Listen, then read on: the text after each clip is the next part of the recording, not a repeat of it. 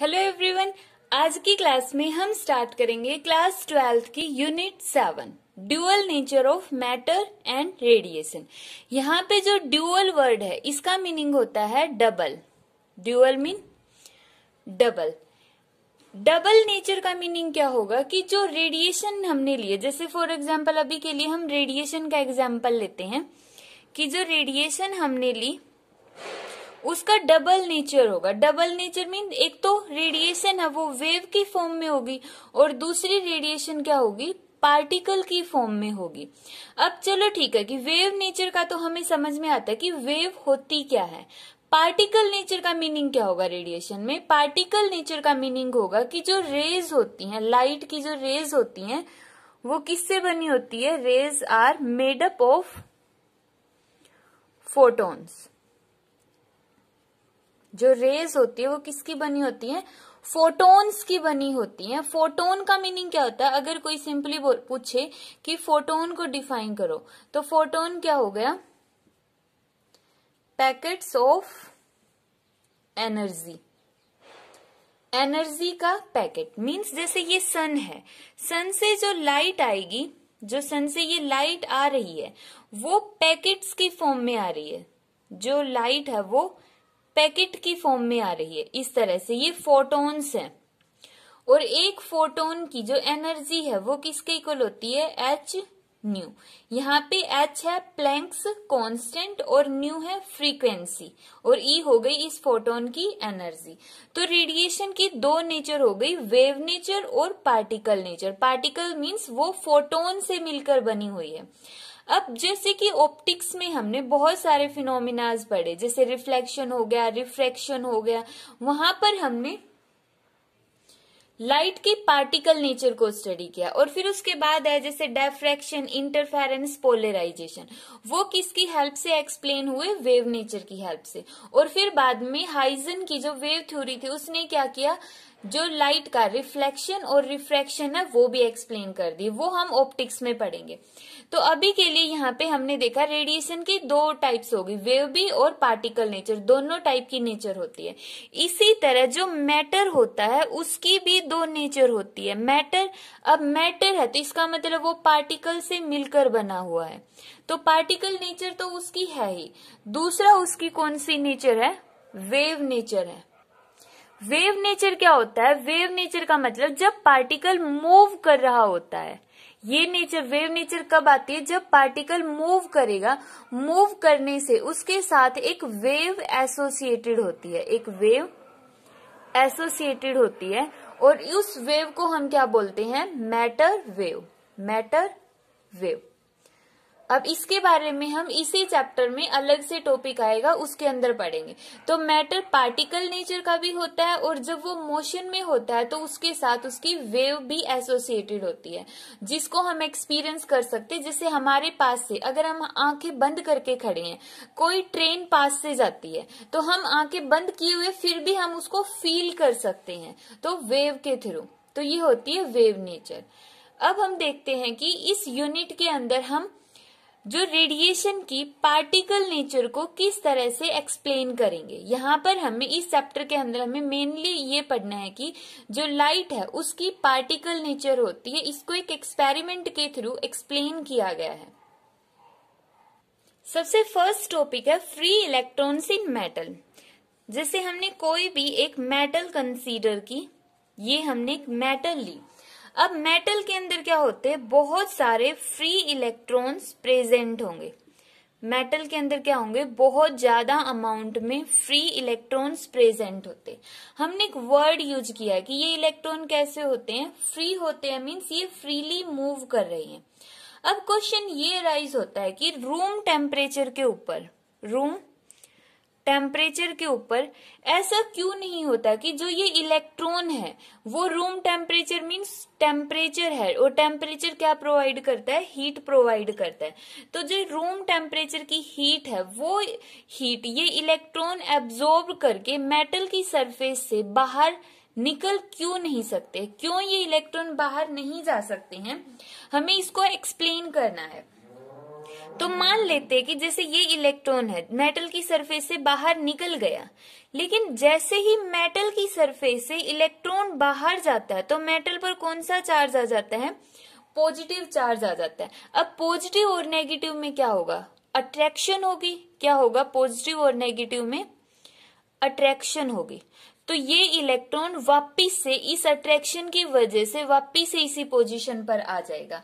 तो यहाँ पर एक बैरियर होता है, यहाँ पर एक बैरियर है। किसकी वजह से बैरियर है? ये पॉजिटिव चार्ज की वजह से यहाँ पर इलेक्ट्रोस्टैटिक फोर्स ऑफ अट्रैक्शन होगा।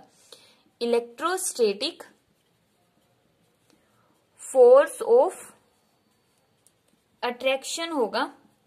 ये जो इलेक्ट्रोस्टैटिक फोर्स ऑफ अट्रैक्शन है, ये इलेक्ट्रॉन को मेटल की सरफेस से बाहर नहीं जाने देगा। मींस इलेक्ट्रॉन को बाउंड करके रखता है मेटल के अंदर। अगर हम चाहते हैं कि ये इलेक्ट्रॉन फ्री हो जाए, वापिस इसके अंदर ना जाके ये इलेक्ट्रॉन मूव कर जाए अवे फ्रॉम द मेटल, तो इसके लिए हमें क्या करना पड़ेगा? इस इलेक्ट्रॉन को एनर्जी देनी पड़ेगी। हमें क्या करना पड़ेगा? इस इलेक्ट्रॉन को एनर्जी देनी पड़ेगी ताकि ये इलेक्ट्रॉन इस एनर्जी को एब्जॉर्ब करके मेटल की सरफेस से बाहर निकल जाए। एनर्जी की जरूरत कहाँ पर पड़ी? इस अट्रैक्शन को ओवरकम करने में। मींस यहाँ पर कुछ है ऐसा जो इलेक्ट्रॉन को पकड़कर खींच रहा है, वापिस से पकड़कर खींच रहा है। अगर हम इस इलेक्ट्रॉन के ऊपर एनर्जी ज्यादा दे दे तो वो इस अट्रैक्शन के बावजूद निकल कर चला जाएगा। तो ये एनर्जी हमने किस लिए दी है? इस बैरियर को क्रॉस करने में। Means electrostatic force of attraction को ओवरकम करने के लिए हमने यहाँ पे इलेक्ट्रॉन को क्या दे दी है? एक पर्टिकुलर अमाउंट में एनर्जी प्रोवाइड कर दी है। अब इस एनर्जी का ही पूरा का पूरा यूज है। इस पूरी की पूरी यूनिट में मेन क्या है? ये एनर्जी ही है। मतलब जैसे हमने नाम दिया था कि रेडिएशन है, उसका वेव नेचर भी होता है और पार्टिकल नेचर भी होता है। तो यहाँ पर ये वेव ही है, ये वही रेडिएशन है। तो यहाँ पे इस रेडिएशन की नेचर को हमें एक्सप्लेन करना है। तो ये जो हमने एनर्जी दी है, इस एनर्जी का नाम हम देंगे वर्क फंक्शन। वर्क फंक्शन मतलब इस एनर्जी का नाम नहीं होगा। देखो इसको हम थोड़ा सा इजी वे में डिफाइन करते कि एनर्जी है क्या। तो यहाँ पे फर्स्ट टर्म आती है हमारे पास वर्क फंक्शन। वर्क फंक्शन क्या होता है? वर्क फंक्शन को हम डिफाइन करते, it is defined as the minimum amount of energy.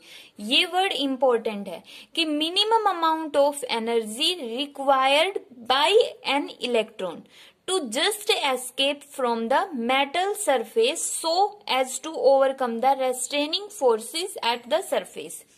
Means जैसे हमने अभी लिया था कि बहुत सारे इलेक्ट्रॉनिक मेटल के अंदर प्रेजेंट होते हैं और जैसे ही कोई इलेक्ट्रॉन बाहर निकलने की कोशिश करता है तो यहाँ पर क्या आ जाता है? एक पॉजिटिव चार्ज आ जाता है, जिसकी वजह से वो इलेक्ट्रॉन वापिस से इस मेटल सरफेस के अंदर चला जाता है। मीन्स फ्री नहीं हो पाता है due to electrostatic force of attraction. और उसी इलेक्ट्रोस्टैटिक फोर्स ऑफ अट्रैक्शन को हमने क्या नाम दिया? Restraining forces. Restraining forces means इस इलेक्ट्रॉन पर रेस्ट्रिक्शन लगा रहा है, इस इलेक्ट्रॉन पर रेस्ट्रिक्शन है कि ये फ्री नहीं हो सकता है। तो इसका मतलब अगर हम चाहते कि इलेक्ट्रॉन फ्री हो जाए तो हमें इसको कुछ न कुछ एनर्जी देनी पड़ेगी, कुछ न कुछ हमें इसको एनर्जी देनी पड़ेगी। और उस मिनिमम अमाउंट ऑफ एनर्जी को, जो हमने ये वर्ड यूज किया ना कि कुछ एनर्जी देनी पड़ेगी ताकि वो इस अट्रैक्शन को ओवरकम कर जाए, तो उस कुछ एनर्जी को मींस मिनिमम एनर्जी को हमने क्या नाम दिया है? वर्क फंक्शन नाम दिया है। तो वर्क फंक्शन क्या है? एक टाइप की ये एनर्जी ही है कि एनर्जी क्या, वर्क फंक्शन क्या हो गया? Minimum amount of energy required by an electron, कि इस इलेक्ट्रॉन ने कितनी एनर्जी को रिक्वायर किया है, उस एनर्जी को ही हमने क्या नाम दे दिया है? वर्क फंक्शन नाम दे दिया है। ठीक है, तो वर्क फंक्शन को हम रिप्रेजेंट करेंगे, वर्क फंक्शन को हम रिप्रेजेंट करेंगे फाई से, फाई और नॉट, फाई नॉट, ये वर्क फंक्शन का सिंबल है। एनर्जी है और एनर्जी का फॉर्मूला क्या होता है? एच न्यू, और नोट तो फ्रीक्वेंसी भी क्या हो गई? नोट। अब ये जो फ्रीक्वेंसी है, एक तो सिंपल फ्रीक्वेंसी हम ये लेते हैं, नोट लगा दिया तो मतलब ये एक स्पेशल फ्रीक्वेंसी है और इस फ्रीक्वेंसी को हमने नाम दे दिया है थ्रेशोल्ड फ्रीक्वेंसी। Threshold frequency. अब थ्रेशोल्ड फ्रीक्वेंसी क्या होगी? थ्रेशोल्ड फ्रीक्वेंसी हो गई मिनिमम फ्रीक्वेंसी। मिनिमम फ्रीक्वेंसी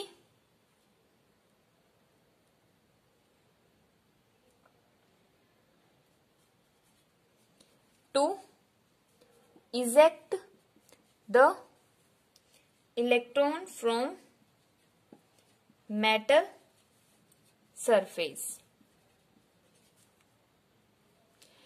अब हम एनर्जी दे रहे हैं कि मिनिमम एनर्जी हमने दी है, तो एनर्जी मिनिमम है तो फ्रीक्वेंसी भी क्या होगी? मिनिमम होगी। तो जो लाइट हमने फॉल करवाई है उसकी कुछ ना कुछ फ्रीक्वेंसी भी होगी। तो जो लाइट हमने फॉल करवाई, हमने बोला जिसकी मिनिमम अमाउंट ऑफ जो एनर्जी है वो लाइट ही है ना, तो उस एनर्जी की जो फ्रीक्वेंसी होगी वो भी क्या होगी? मिनिमम अमाउंट ऑफ फ्रीक्वेंसी हो गई। तो उस फ्रीक्वेंसी को हमने क्या नाम दिया? थ्रेशोल्ड फ्रीक्वेंसी नाम दिया। अगर जो रेडिएशन हम फॉल करवा रहे हैं या जो लाइट हम फॉल करवा रहे हैं उसकी फ्रीक्वेंसी थ्रेशोल्ड फ्रीक्वेंसी से कम हो गई तो इलेक्ट्रॉन का एमिशन नहीं होगा। इलेक्ट्रॉन का एमिशन नहीं होगा। अगर हम चाहते इलेक्ट्रॉन फ्री हो जाए तो उसके लिए फ्रीक्वेंसी ग्रेटर देन होनी चाहिए थ्रेशोल्ड फ्रीक्वेंसी के, या फिर इक्वल होनी चाहिए, तो उस टाइम पे इलेक्ट्रॉन बाहर निकलेंगे। तो ये भी क्या है? वो मिनिमम फ्रीक्वेंसी रिक्वायर्ड है, जो कंपल्सरी है कि फ्रीक्वेंसी इतनी तो होनी चाहिए, जो लाइट हम फॉल करवा रहे हैं उसकी कम से कम इतनी एनर्जी होनी चाहिए, जो किसके इक्वल है? थ्रेशोल्ड फ्रीक्वेंसी के इक्वल है। तो ये होता है वर्क फंक्शन। अब हमें यहाँ पे दो मेटल्स का वर्क फंक्शन याद करना है। सीजियम, सीजियम CS जिसका सिंबल है, सीजियम का वर्क फंक्शन सबसे लोएस्ट होता है 2.14 इलेक्ट्रॉन वोल्ट, और जो प्लेटिनम होता है उसका वर्क फंक्शन होता है 5.65 इलेक्ट्रॉन वोल्ट, जो सबसे ज्यादा होता है। तो ये दो वर्क फंक्शन याद रखने की। सीजियम का वर्क फंक्शन कितना होता है? 2.14 इलेक्ट्रॉन वोल्ट, और प्लेटिनम का वर्क फंक्शन किसके इक्वल होता है? 5.65 इलेक्ट्रॉन वोल्ट। मींस अगर हम एक मेटल लेते हैं सीजियम की बनी हुई, सीजियम की बनी हुई कोई भी एक मेटल की प्लेट ली और उसमें से हम इलेक्ट्रॉन निकालना चाहते तो मिनिमम हमें इतनी एनर्जी देनी पड़ेगी। 2.14 इलेक्ट्रॉन वोल्ट की रेडिएशन हमें इसके ऊपर फॉल करवानी पड़ेगी, तभी इलेक्ट्रॉन इस सरफेस से बाहर निकल सकते हैं। और अगर यही प्लेट प्लेटिनम की बनी होती तो 2.14 इलेक्ट्रॉन वोल्ट से इलेक्ट्रॉन बाहर नहीं निकलेंगे। उसके लिए कितनी एनर्जी चाहिए? 5.65 इलेक्ट्रॉन वोल्ट एनर्जी चाहिए हमें। ठीक है, तो ये था वर्क फंक्शन और इंट्रोडक्शन थी ये हमारी 7th यूनिट की। नेक्स्ट लेक्चर में हम स्टडी करेंगे कि जो इलेक्ट्रॉन हम बाहर निकालते हैं, क्या उसको हम सिर्फ रेडिएशन के थ्रू निकाल सकते हैं या उसका कोई और भी प्रोसीजर होता है, मीन्स कोई और भी मेथड है जिसके थ्रू हम इलेक्ट्रॉन को बाहर निकाल सकते हैं। मीन्स इलेक्ट्रॉन एमिशन की टाइप्स हम नेक्स्ट लेक्चर में पढ़ेंगे।